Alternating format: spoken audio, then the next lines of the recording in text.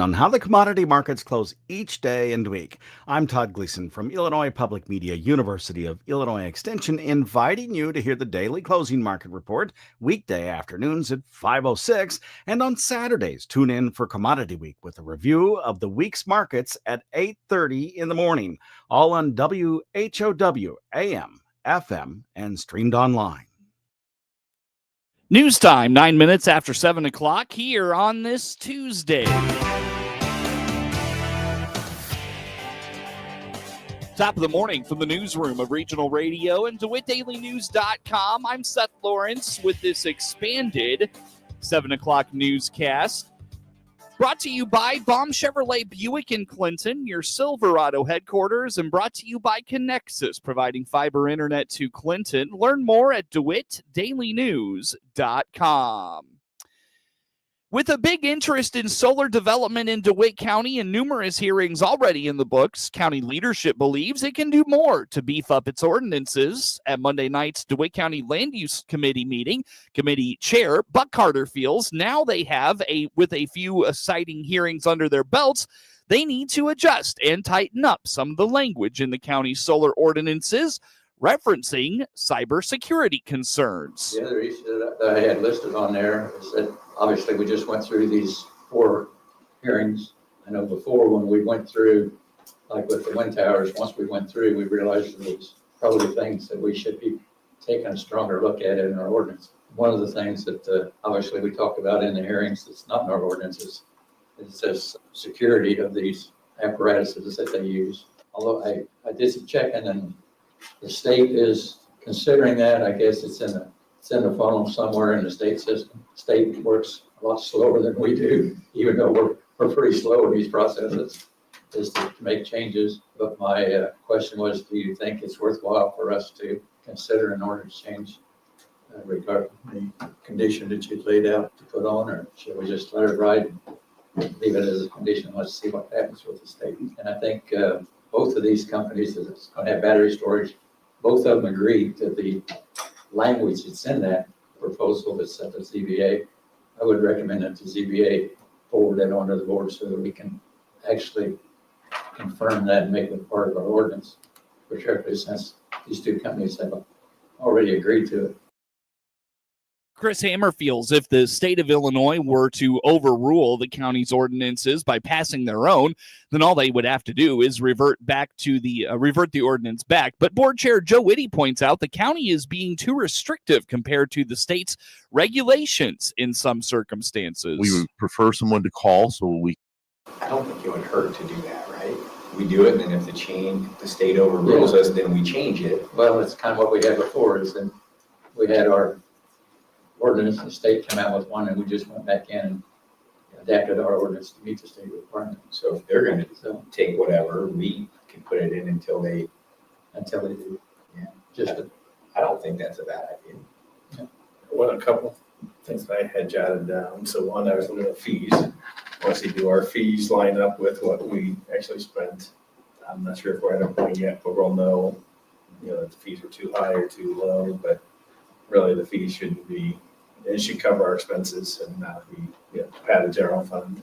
Another thing that we have the 1.5 mile distance from municipalities. I think we got to look at that again because we have in there that they need that letter from the municipalities with 1.5 miles. But if you review this statute, it's talking specifically about wind only. It doesn't specifically say that applies to solar. So you could argue that our ordinance is more restrictive than the state statute allows, or at least an applicant could.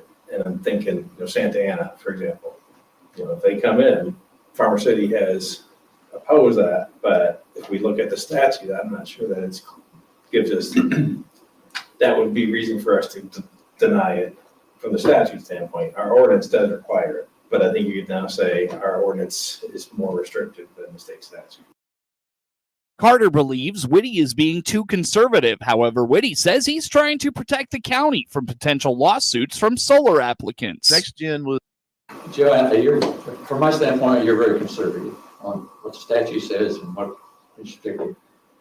At some point, and more counties in Illinois are saying, enough's enough. at some point, somebody's gonna draw the line. And our ordinances at the 1.5 miles been in there a long time. And I think we stick with it. And should somebody decide to challenge us on it, then we're gonna challenge it and see what happens.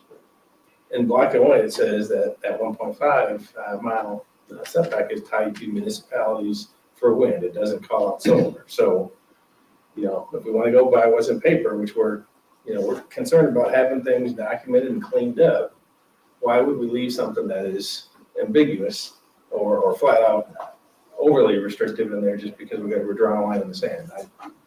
I don't understand that.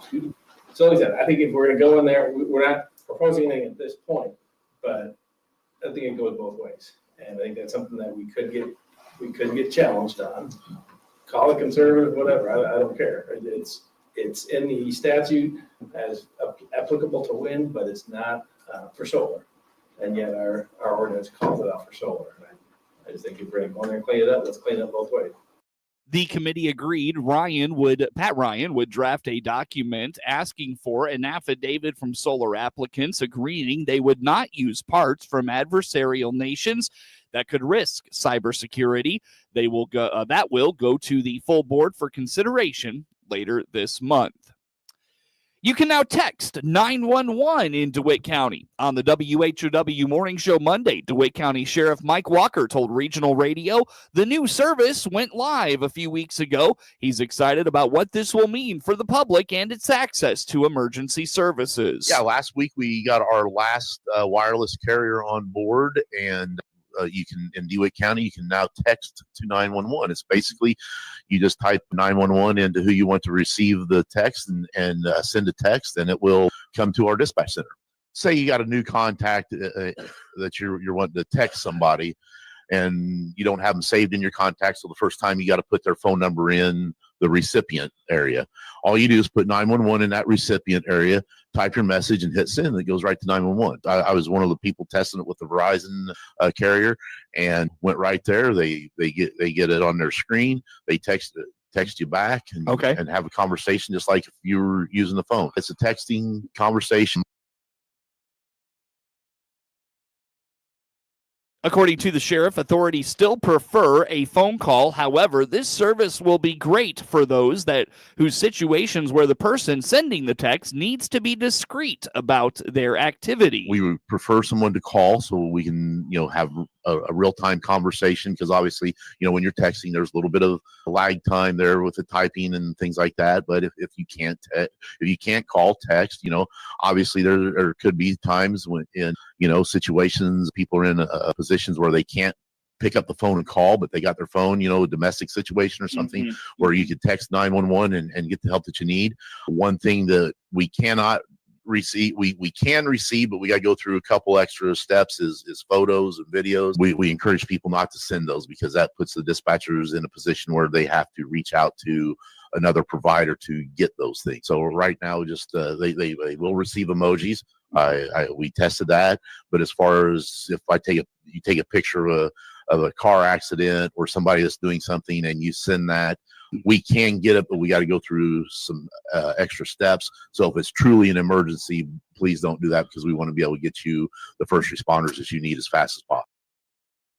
The sheriff credits new 911 coordinator Karen Clevenger for seeing this project to the finish line. This is a part of the ongoing Next Gen 911 efforts the county has been pursuing for several years. Next Gen was something that has been coming. Now our new CENTCOM director, Karen Clevenger, she's the one who got this going. Found out this was supposed to have been completed in 2023, and we were behind on that. So when she got in here and started working on that and got all the carriers on board and got this thing going here for us. And then it was a matter of getting all of the wireless carriers on board and making sure they were able to do that. Verizon was our last one, because we started this the week before getting those carriers on board, doing the testing the week before Labor Day. So last week, the Verizon rep who does that was available Wednesday. So Wednesday we got that completed with Verizon, and that was the last one. So as of last Wednesday, We have been up and running with text to 911, phone calls, and making sure people were available at the right times. And having one of the challenges was making sure we had people, within the office or somebody available that had the carriers. We need somebody from like AT&T. We need somebody from Verizon. All the different ones to be able to do the test. September is, rather, the sheriff reminds, just simply send your emergency message to 911 and DeWitt County dispatchers will be notified and quickly respond to get you the help you need.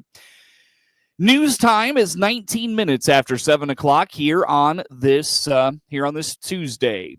All good things must come to an end, and unfortunately, that means this very mild fall-like weather we've had for the better part of 2.5 weeks. On the WHOW Morning Show Monday, Ed Shimon at the National Weather Service in Lincoln told Regional Radio a warm-up is coming, with the warmest days likely this Friday through Sunday. Yeah, we've had a really cool Canadian air mass just settled in. The whole month of September now has been below normal every single day, which has been extremely comfortable. Just dry air, kind of perfect fall conditions if you like fall. And that high pressure is shifting east. So what that means, when high pressure shifts east, the winds start turning southerly as the high pressure departs, and we're going to crank the heat back up, no doubt about it. By Friday, Saturday, some 90s might creep in.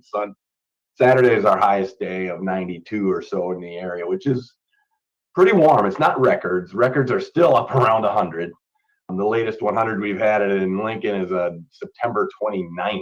We've had some heat late in September still. So, but anyway, it's going to be pretty warm and a little bit more humid. Not as bad as August humidity, but going to warm up for this weekend and continue. Like today, still a nice, comfortable 76, which is 8 degrees below normal, almost 9. 79 for Tuesday. 84 Wednesday, 88 Thursday, 90 Friday, 92 Saturday, and then a little cooler, 88 only on Sunday, but definitely about 4 degrees warmer each day almost as we head through into Saturday being the warmest day. And there's not any sign of precipitation, and the winds aren't going to be that strong either. So, because we start to get field fires this time of year.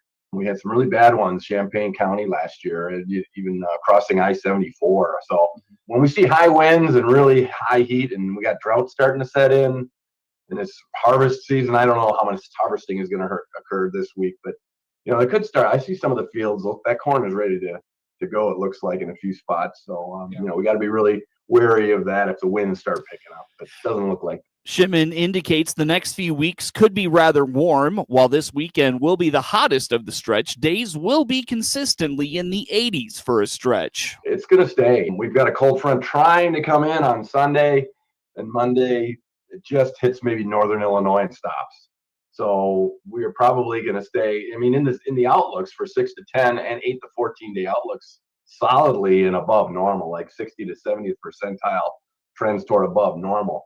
So, it's going to be warm all the way through at least the middle of the month, if not into the third week of August, because this 8 to 14 day outlook goes to the 21st. And we are solidly and actually, almost the 80th percentile of above normal. So it's triggering, those 80s and lower 90s. We'll probably be in at least the 80s all the way through that third week of September at this point. Mm-hmm.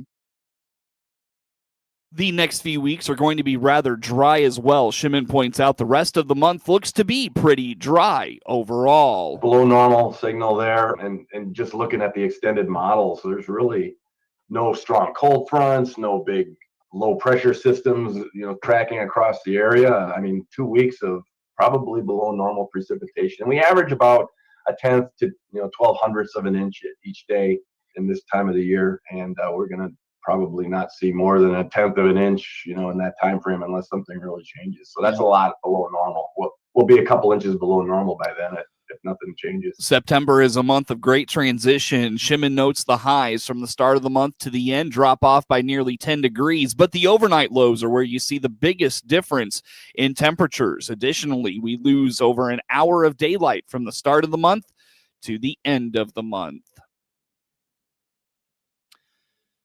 Now that the summer fair season is over, the new 4-H year is already underway. Kendra Wallace, 4-H Youth Program Coordinator for the University of Illinois Extension in DeWitt, Macon, and Piatt counties, explains the new 4-H year begins right away September 1, giving prospective students plenty of time to get involved. So the 4-H year actually started September 1st. Mm-hmm. So clubs will start meeting and planning for this upcoming year. Registration itself, we have the month of September where our registration system is down. So that way they can do server work and maintenance on the backside. So the actual registration itself in Z Suite will start on October 1st. But in the meantime, just getting everything prepared and lined up. We will put all of that information out in our e-updates that go out as well. So if anyone has any questions on that, the information will be in there along with the link to the registration site. Membership fees for 4-H across the state is $20 for the entire year. So a lot of families, I know we play ball, 2 or 3 different sports. $20 is chump change, comparatively speaking.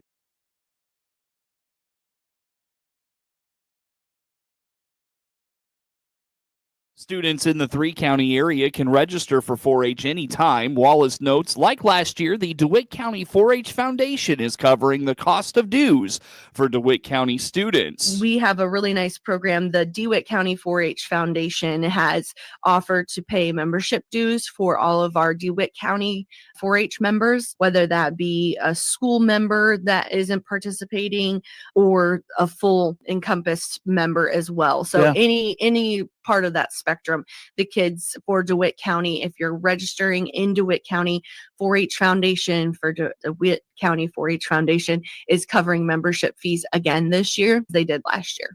So DeWitt Foundation is actually a separate entity from Extension. So they do a myriad of fundraising. A lot of that is actually memorial money as well. So each scholarship recipient that gets a scholarship will get contact information if that money comes from a memorial fund so that the kids can write a thank you to the families for, being part of their role and being able to help them excel and do more their 4-H experience. While registration opens October 1, you can join 4-H at almost any point throughout the season. Wallace points out in order to show at the fair, students must be registered by April 30th. You can do it at any time, but our cutoff to exhibit at the show is April 30th. And so what my biggest recommendation is, especially for it being the new year, is even if you think you have an interest for it, please make sure that when you enroll, you mark that interest in your project, because then when it comes time for fair entry to open, we match those up to see if you enrolled in that project, that we can approve your project in fair entry. So even if you're like, oh, I kind of have an interest in computer science, I'm in a STEM class this year, mark it anyways, because it's better to have it and not need it than need it and not have it. Wallace reminds 4-H has projects that can interest any student. Learn more about 4-H in DeWitt, Macon, and Piatt counties by visiting extension.illinois.edu/DMP.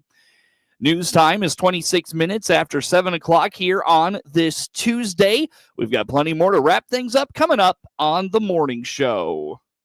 Baum Chevrolet Buick offers full transportation options while giving you peace of mind. This is Scott Baum from Baum Chevrolet Buick here in Clinton. This is what we do every day. We listen to you, give you options for routine maintenance, major mechanical problems, or collision repairs with a staff that's knowledgeable to find the best option for you. Baum Chevrolet Buick, your full service dealer. See us at baumchevybuick.com right from the start.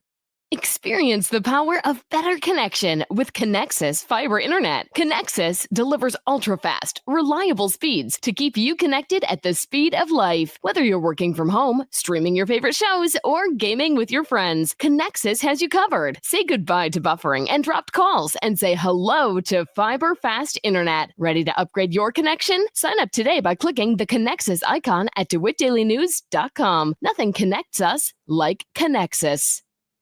27 minutes after 7 o'clock is news time on this Tuesday.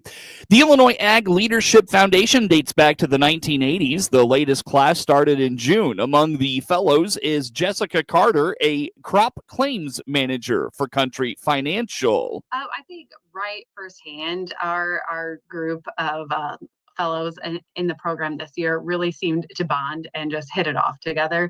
And I think listening to a lot of the alumni at the last seminar talk about their experience through the program, that's a huge piece of it. That just getting to build that network and get to know other leaders in agriculture across the state of Illinois and really bond and develop together.